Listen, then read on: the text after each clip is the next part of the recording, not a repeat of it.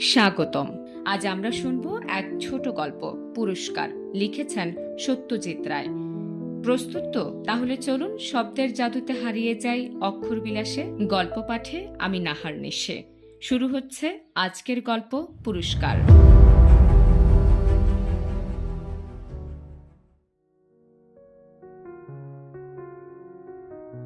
বয়স 24, লম্বা, রোগাটে, হাত পা রোগা, মুখখানা শীর্ণ, পকেটের দশা আরও কাহিল। লোকটি একজন শিল্পী। গল্পের সূচনায় তাকে তেপায় একটি চেয়ারে বসে থাকতে দেখা যাচ্ছে। যেভাবে বসে আছে তাতে মনে হয় নড়াচড়া করবার উদ্যমটুকু পর্যন্ত নেই।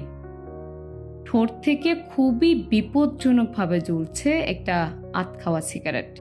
হাতে একখানা বই। লোকটির তাবৎ মনোযোগ মনে হচ্ছে ওই বইখানাতেই নিবন্ধ।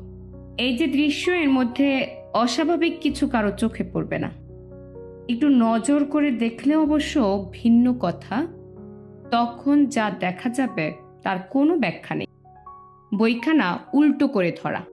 এভাবে কি বই পড়া যায় নাকি? কি ব্যাখ্যা এর? ব্যাখ্যা আর কিছুই নয়। লোকটি আদৌ পড়ছে?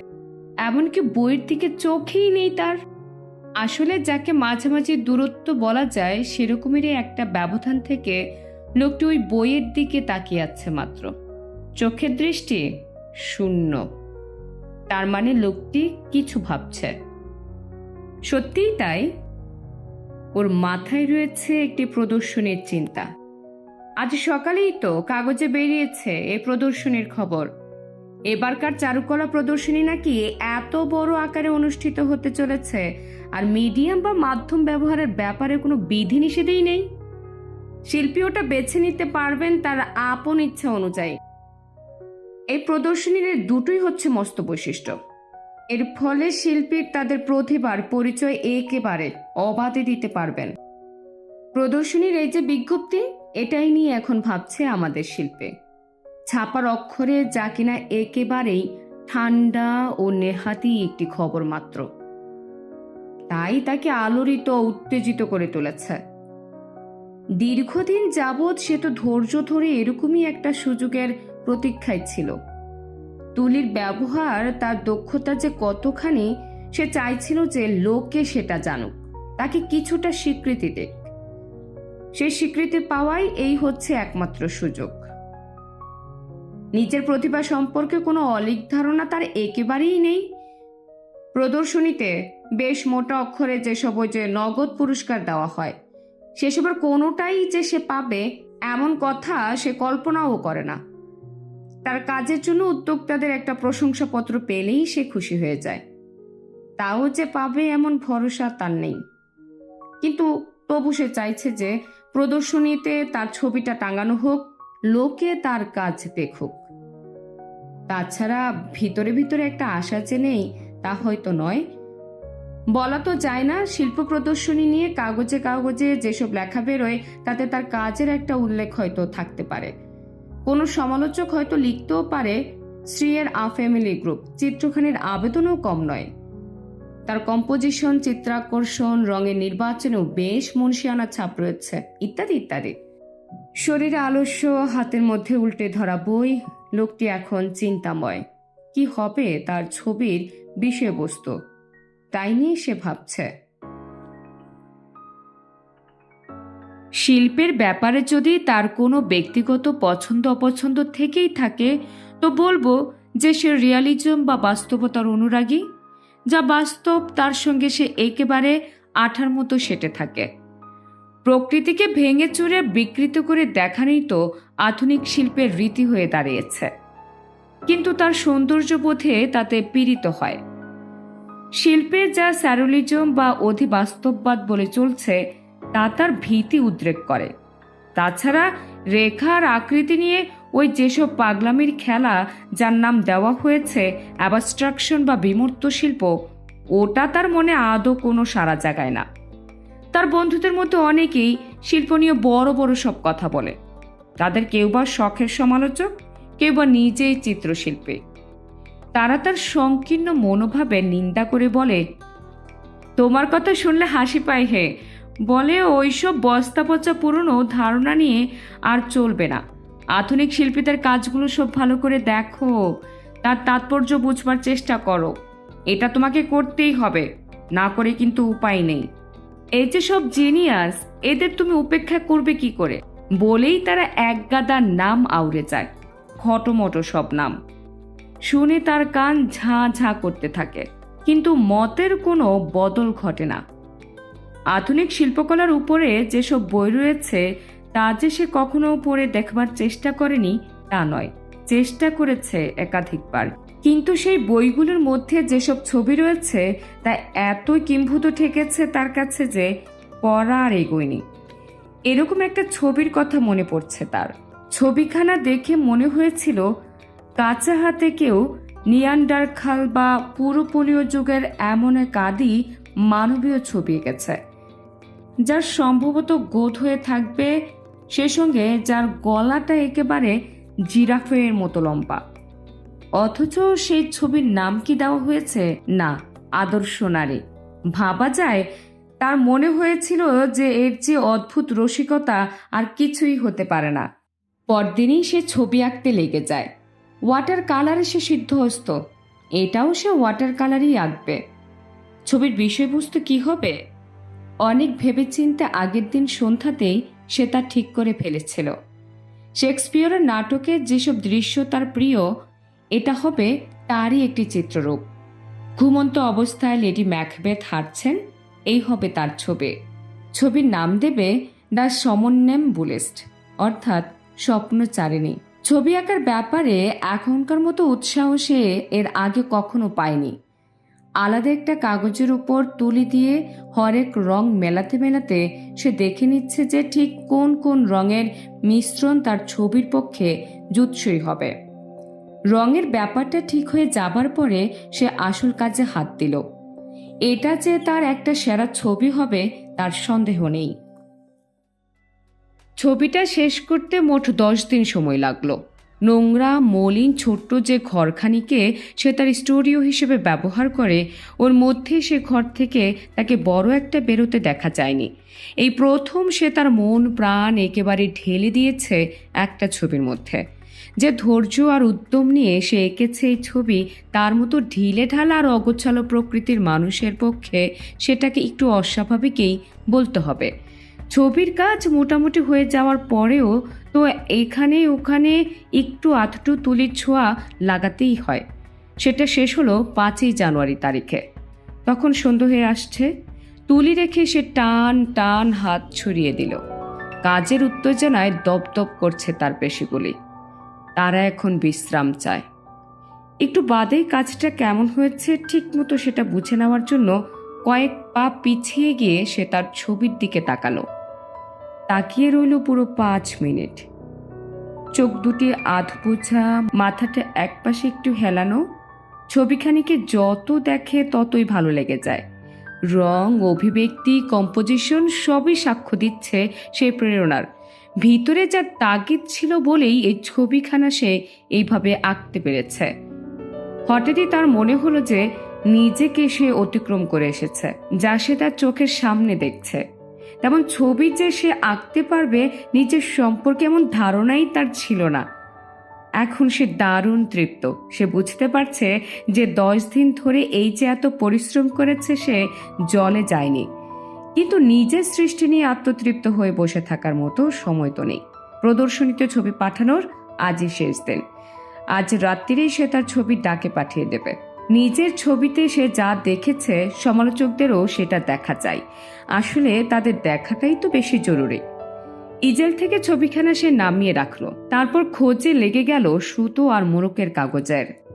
ডাকঘর থেকে সে যখন বেরিয়ে এলো তার চোখ তখন টনটন করছে, রগত দপদপ করছে। যা পরিশ্রম গেল তাতে তো এমনটাও হতেই পারে। পা দুটো যেন পাথরের মতো ভারী হয়ে আছে। ধীরে ধীরে পা ফেলে হাঁটতে লাগলো। শহরের যে অংশটা একটু নির্জন ফাঁকা, এখন সে সেইখানে যাবে। তার এখন একটু খোলা হাওয়ায় শ্বাস নেওয়া দরকার। সন্ধ্যার হাওয়ায় সুস্থ বোধ করলো সে। ঘণ্টা খানেক বাদে সে যখন ঘরে ফিরল তখন তার ক্লান্তি অনেকটাই কেটে গেছে। পরদিন সকালে মনে হলো ক্লান্তির শেষ রেস্টটুকু আর নেই। সে এখন একেবারে টাটকা তাজা একটা মানুষ। ব্রেকফাস্ট করতে করতে কাগজ পড়ছিল সে সময়ে সোসাইটি অফ ফাইন আর্টসের ছোট্ট একটা বিজ্ঞপ্তি তার চোখে পড়ে। সোসাইটি জানাচ্ছে যে প্রদর্শনীতে এবারে প্রচুর ছবি এসেছে। এবারকার প্রদর্শনী যে দারুণ সফল হবে তাতে তাদের সন্দেহ নেই। একবার তার মনে হলো এবারে স্টুডিওটাকে একটু পরিষ্কার পরিচ্ছন্ন করা দরকার। এত জঞ্জাল জমে গেছে যে সেসব সাফ না করলেই নয়। তারপরে আবার আলস্য তাকে পেয়ে বসলো।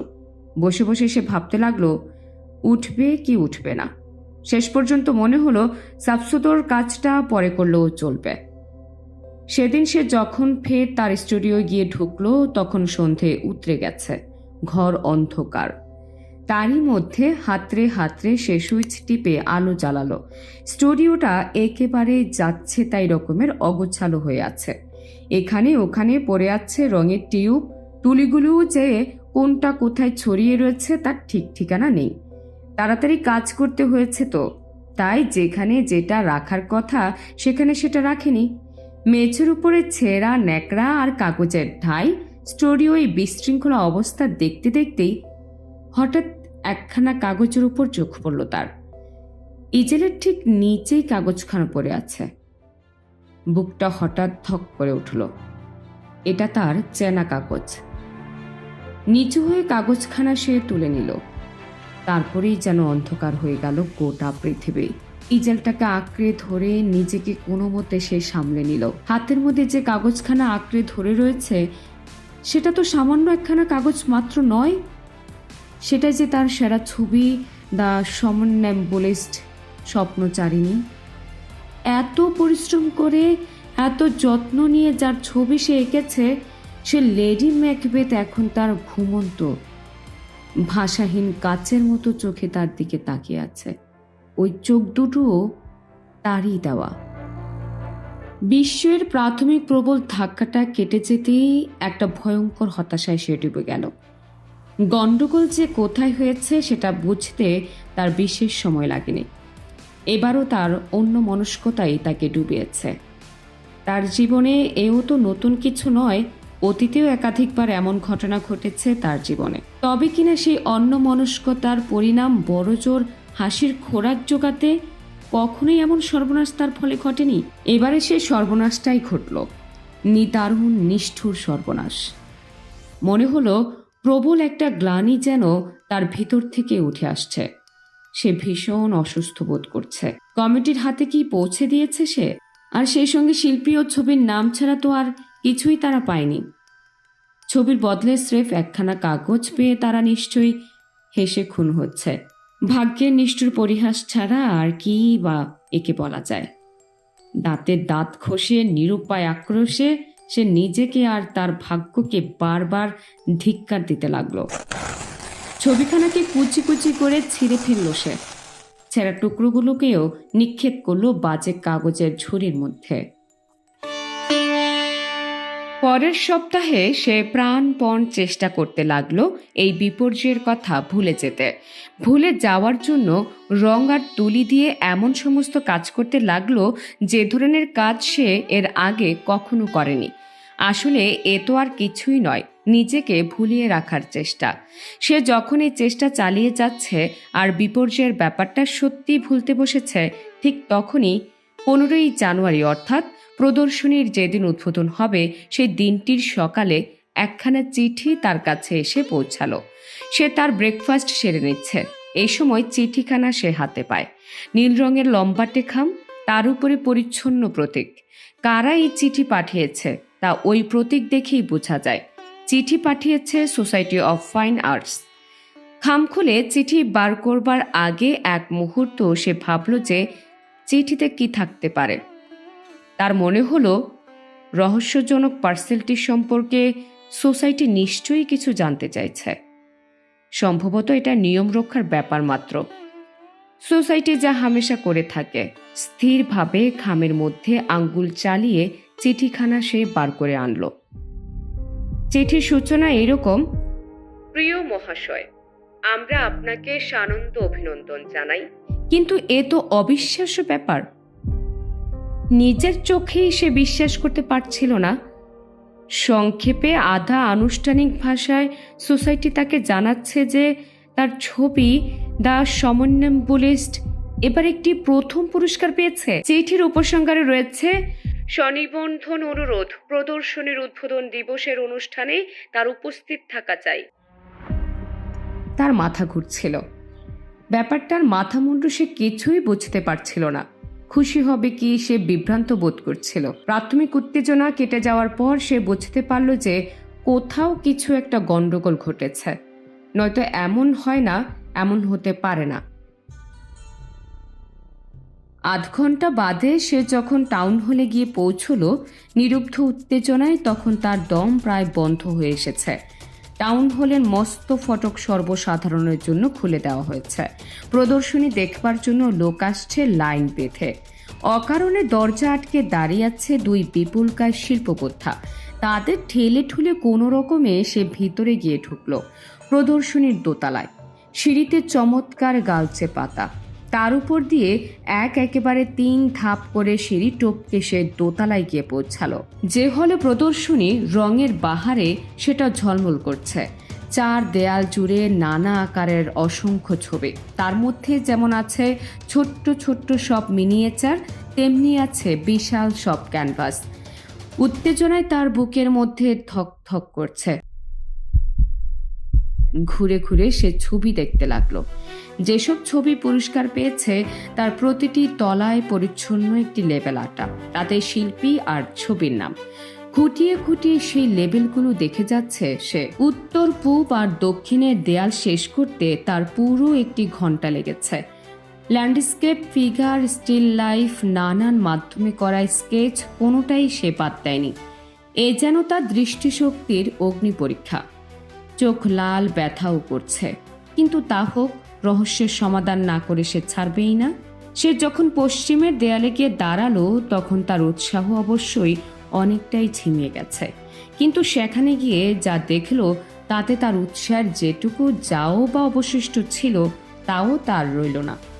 দেয়াল জুড়ে ঝুলছে ভয়াবহ দুঃস্বপ্নের মতো সব ছবি, যার নাম কিনা অ্যাবস্ট্রাকশন বা বিমূর্ত শিল্প। প্রথম ছবিটাই প্রথম পুরস্কার পেয়েছে। নেহাতেই অনিচ্ছায় প্রায় যন্ত্রের মতো সে ছবিখানা লেবেলের উপরে চোখ রাখল। নামটা চেনা চেনা মনে হলো। আরে, এ তো তারই নাম। আর ছবির নাম, এটাও তো তার চেনা, দ্য সমন্বয়বুলিস্ট। কিন্তু এটা কিসের ছবি? তুলি দিয়ে এই যে রং বেরঙের ছোপ লাগানো হয়েছে, এরই বা অর্থ কি?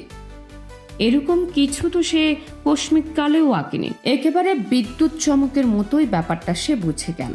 ছবি নয়, এটা সেই কাগজখানা। ছবিতে যে যে রং ব্যবহার করবে তার মিশেল ঠিক করবার আগে এরই উপরে সে তার তুলি দিয়ে হরেক রঙের ছোপ লাগিয়েছিল। অক্ষরবিলাসে আজ শুনলেন পুরস্কার, রচনায় সত্যজিৎ রায়, গল্প পাঠে নাহার নিশে, ধ্বনি পরিকল্পনা ও আবহাওয়া সঙ্গীত লোকমান হোসেন, সমগ্র পরিকল্পনা ও পরিচালনায় লোকমান হোসেন।